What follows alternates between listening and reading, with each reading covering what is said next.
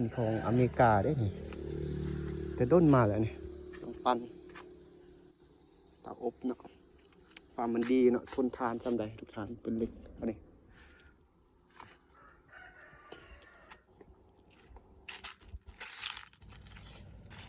หลังจากที่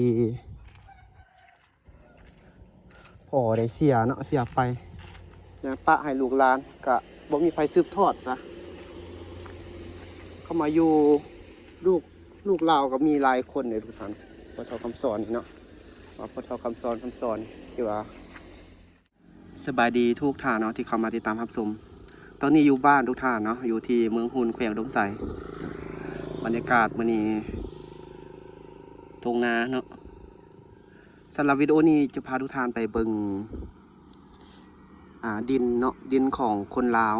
เนาะสัญชาติอเมริกาเนาะแต่ว่าตอนนี้เพิ่นเสียแล้วทุกท่านเนาะยังเหลือแต่ลูกเนาะลูกหลานเพิ่นแล้วก็ดินเนาะดินที่ว่ายังอยู่ทุกท่านกว้างเนี่ยดินเนาะตอนเฮายังน้อยเนาะเพิ่นตอนนั้นเพิ่นยังบ่ทันเสียนะคนลาวที่สัญชาติอเมริกาเนาะเพิ่นมาซื้อดินอยู่นี่ทุกท่านซื้อดินอยู่บ้านเฮานี่แหละเนาะกว้างเพิ่นเฮ็ดเฮือนเนาะเป็นเฮือนแต่ละหลังหลายขนาดเลยทุกท่านเนาะแล้วใครลูกใครหลานเพิ่นอยู่กันมานั่นนะแต่ปัจจุบันนี้ตามที่เฮาได้ถามมันพ่อเนาะพ่อที่อยู่บ้านนี่แหละทุกท่านเพิ่นว่าลูกของเพิ่นหันบ่อยู่แล้วเนาะทุกท่านยังเหลือแต่ดินบางเป้าเนาะเป็นดินแบบเฮือนห่างปะหันเลยทุกท่านเขาไปอยู่เวียงเนาะไปเฮ็ดเวียกอยู่เวียงแล้วก็ไปอยู่เวียงเลยเนาะยังเหลือแต่ดินทุกท่านเดี๋ยวให้จะพาทุกท่านไปเบิ่งนำกันว่าเป็นจังใดเนาะในปัจจุบันนี้แถวบ้านเกิดของครับเจ้าเองนี่ก็เข้ามาเฮ็ดเฮือนเนาะขยายมาทาง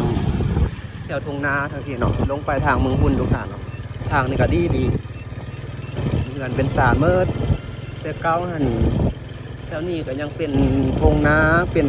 ดินเป้าได้ทุกท่านยังบ่เป็นเฮือนจังซี่นะตอนปี2018 19ขึ้นหลังเนาะ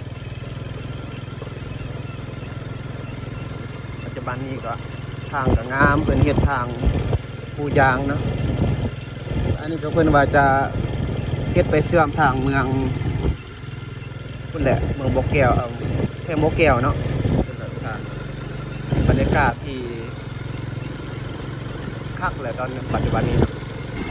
อย่างตอนนี้เข้ามาปลูกเฮือนมาสร้างเฮือนเป็นหานหมดแล้วเด้ครับ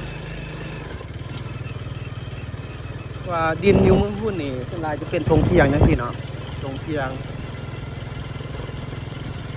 ดินยังเป็นดินจังซี่เนาะเหมาะสำหรับการเฮ็ดกันเฮือนเฮ็ดสารเนาะอนาคตเมืองหุ่นน่าจะขยายขึ้นมาทางนี้ทุกท่านมันจบ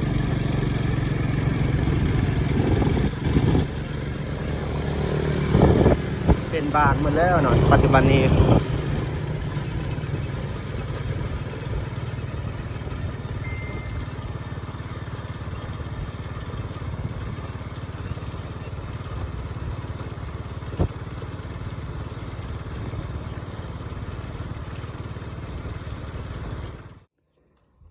ทุกท่านตอนนี้เราพาทุกท่านมาฮอดเนาะเป็นดินที่เราได้เว้ามาทุกท่านเนาะแต่ก่อนพอเจ้าของที่ดินนี่เป็นคนลาวสัญชาติอเมริกาเนาะแต่เพิ่นได้เสียแล้วเนาะเพิ่นซื้อดินอยู่นี่กว้างทุกท่านเพิ่นปลูกต้นไม้ปลูกอันนี้เนาะมะม่วงปลูกประเภท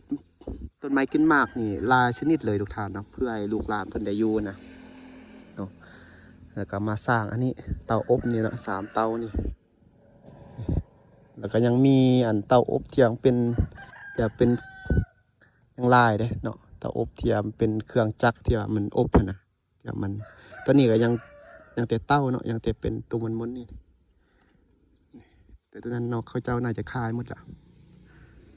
กว้างเนื้อที่นี่บ่ฮู้เลยว่าเท่าใดเนาะจากจุดนี้ลงไปนี่แม่นหมดเด้เนี่ยอันนี้ก็แม่นหมดทุกท่านเนาะอันนี้ยังเป็นตัวเก่าเด้นี่เท่านี้ก็แม่นหมดเนาะ แต่ว่าในปัจจุบันนี้ลูกหลานเพิ่นได้ขายให้อันพ่อเฒ่าไซเกอร์แล้วทุกท่านเนาะจะว่าเป็นคนมงเนาะคนมงที่เขามาซื้อนี่ทุกท่านโอ้เราซื้อหมดเนาะขายให้อันพ่อเฒ่าไซเกอร์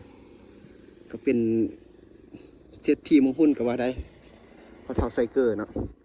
นี่ตอนนี้ก็ให้อันนี้น่าจะเป็นลูกหลานเขามาขายเนาะทุกท่านมาตั้งก็ตั้งไป2019เนาะอยู่นี่ปั๊มน้ำมันนี่อยู่ทางบ้านเขานี่ดูครับอันนี้ก็ยังเป็นตัวเก่านี่เนาะงานเก่า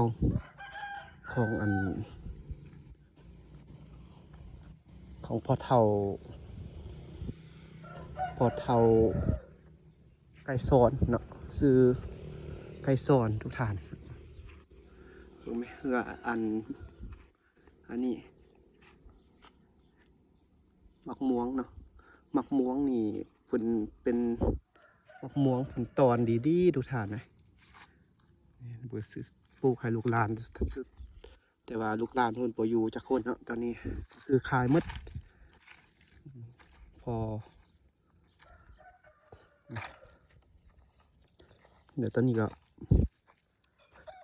ยังเหลือแต่ให้เขาเห็นซ้ำนี่ทุกท่านเนาะแต่เก้านี่บ่กล้าเข้ามาเลยทุกท่านเนาะเพราะว่าเขาเฮ็ดกำแพงออกหมดเนาะเป็นน้ำมักจับเนาะนี่แล้วก็ปลูกต้นไม้อันนี้เมื่อทุกท่านฟาร์มเขาเจ้าแบบว่ามีเงินนะทุกท่านเนาะเข้ามาต้นพอเจ้าของที่ดินเนาะเป็นพอที่ว่าคนลาวสัญชาติอเมริกานะที่ว่ามาซื้อดินอยู่นี่นะเพิ่นมาตั้งมาเฮ็ดหมดนี่โอ้อันนี้ของอเมริกาได้นี่แต่ด้นมาแล้วนี่ต้องปั้นตากอบเนาะความมันดีเนาะทนทานสำใดทุกท่านเป็นเล็กอันนี้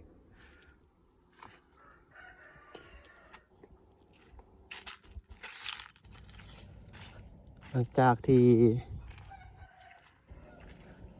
พ่อได้เสียเนาะเสียไปยังปะให้ลูกหลานก็บ่มีไฟสืบทอดซะเข้ามาอยู่ลูกลาวก็มีหลายคนเลยทุกท่านพ่อเฒ่าคำสอนเนาะว่าพ่อเฒ่าคำสอนที่ว่าเราเป็นคนลาวสัญชาติอเมริกานะทุกท่านเดี๋ยวว่าได้เสียไปแล้วปะให้ลูกหลานน่าจะเดี๋ยวนี้ไปอยู่ยังมืดเนาะได้ลูกได้เมียมืดได้หลานแล้วทุกท่านเห็ดสร้างเห็ดหยักโอ้ของอเมริกามาเด่นร่างกายปิดห่างเนาะ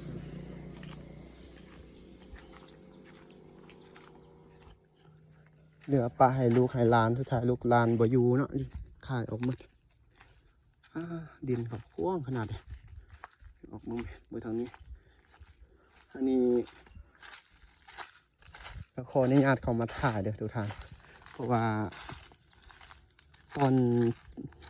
ที่เขายังน้อยนะลูกเขายังอยู่เนี่ยทุกท่านยังอยู่นี่ยังนอนอยู่นี่แหละทุกท่านนี่เบิ้งจานดาวเทียมจางไม่จานเลยครับจานโทรทัศน์นี่เปลี่ยนตัวเก่าเนาะสมัยเก่าเดี๋ยวโดนความพอเขาสร้างให้นะทุกท่านเนาะความเขาห้างเขามีสำเร็จเขาเฮ็ดมาสร้างมาเฮ็ดอันนี้คงเกียร์นะ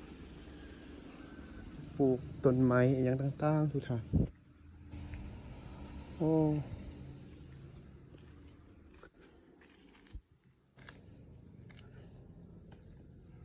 นี่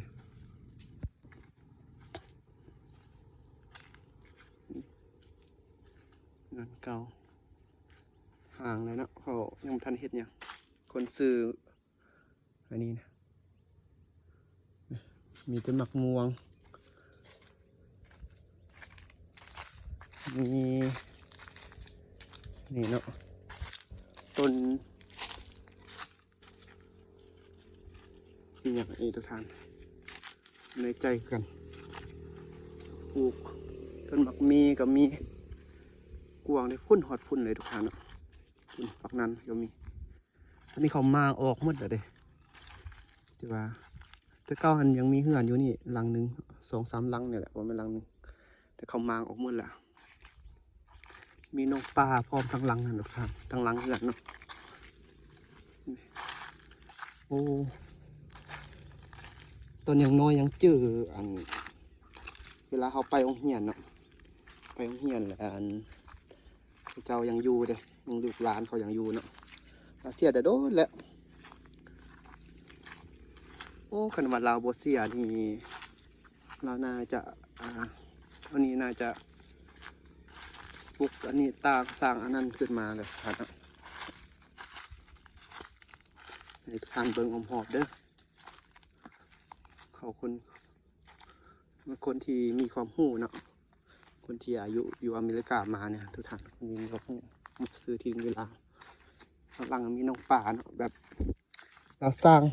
งมานะมาซื้อดินอยู่นี่แล้วก็มาเฮ็ดปลูกหมากไม้เนาะเฮ็ดน้องป่าไปไว้ครบนะให้ลูกให้หลานเราอยู่นะให้เราเสียไปแหละลูกหลานก็บ่มีใครอันนั้นเนาะแต่ว่าปะทิมมดนี่ทางนี้มันมดลูกหลานเขาค่ายมดเลยพูนหดพุ่นนี่ตามหัวนี่แหละทุกท่านเนาะตามหัวเก่าเลยโค้งไปพุ่นนี่นั่นความมันกว้างสำใดทุกท่านเนาะแต่เก่าหันเท่านี้แถวพุ่นเนี่ยยังเป็นป่าเมิดเนาะมีแต่ดินล้าวนี่แหละแต่เป็นเหือนเนาะแล้วปลูกอันนี้เนาะมักมีปลูกมักม่วงเนาะโอ้ทางหน้าก็ติดทางรถใหญ่เนาะทางหน้าเหือนทุกท่าน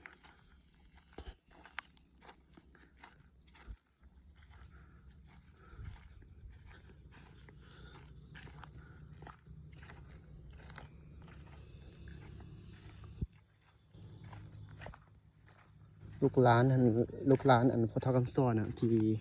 เจ้าของที่ดินคนนี้นะลูกหลานเขาก็มีหลายเด้มัน3-4 คนบ่ทุกท่านเขาเอาผัวเอาเมียแล้วก็ตั้งแต่พ่อเขาเสียเนาะก็แยกย้าย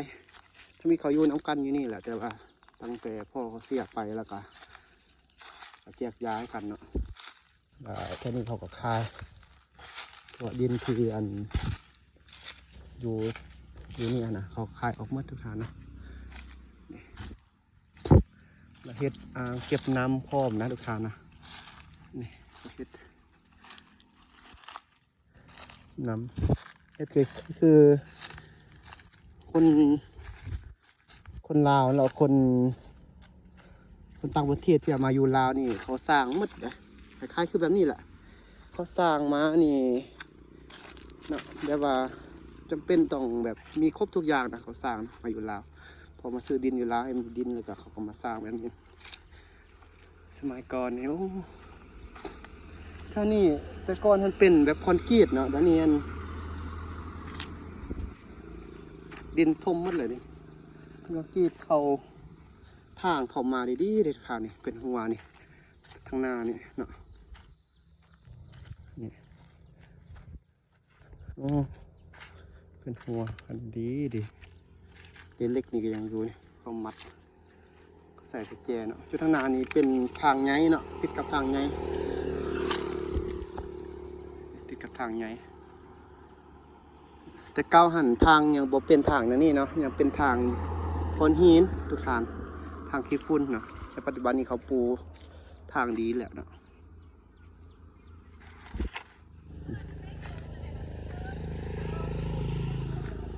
นี่เราปลูกต้นทางนาเหือนเนาะติดทางใหญ่นี่เราปลูกต้นตัวนี้นะก็บ่แน่ใจว่ามันต้นอีหยังนี่ทุกท่านเราปลูกงามเด้อตัวนี้มันซื่อขึ้นมาเลยเนาะโอ้วันนี้พาทุกท่านมาเบิ่งเนาะเบิ่งน้ำกันทุกท่านเป็นเจ้าของที่ดินเนาะแต่เป็นอดีตแล้วทุกท่านว่าไปในปัจจุบันนี้เขาก็ขายออกหมดแล้วเนาะเป็นคนลาวสัญชาติอเมริกาเนาะในอดีตที่ว่าเขามาซื้อดินอยู่เมืองหุ่นเฮานี่แต่ก็ยังมีสถานที่อื่นเนาะที่เขาซื้อไว้แต่บ่แน่ใจว่าก็ เขาเจ้าขายออกหมดแล้วบ่ทุกท่านที่อันคำทุกเองกับบ่ได้กลับบ้านโดนแล้วเนาะตอนนั้นที่ยังเป็นนักเรียนเนาะขี่รถกายไปกายมาอยู่นี่เขายังอยู่เนาะลูกหลานเขายังอยู่นี่ทุกท่านปัจจุบันนี้เขาขาดออกหมดนะให้พ่อเฒ่าไซเกอร์เนาะพ่อเฒ่าไซเกอร์เนี่ยก็เป็นเศรษฐีมุ่งพุ่นกับอะไรเลยทุกท่านเนาะปั๊มน้ำมันมีเฮือนหลังใหญ่อยู่หนองบัวแดงอยู่ในเมืองเนาะพ่อเฒ่าไซเกอร์นี่ก็กับโบกับปัจจุบันนี่ก็ตายแล้วเนาะเหลือแต่ลูกหลานเขาอยู่กันสร้างให้ลูกให้หลานอยู่เนาะทุกท่านการที่พาทุกท่านมาเบิ้งเนาะก็จะประมาณนี้เด้อเนาะมาพบกันใหม่ในคลิปหน้าก็เป็นให้ทุกท่านมาเบิ้งจะขอจบประมาณนี้เนาะกล่าวคำว่าสบายดี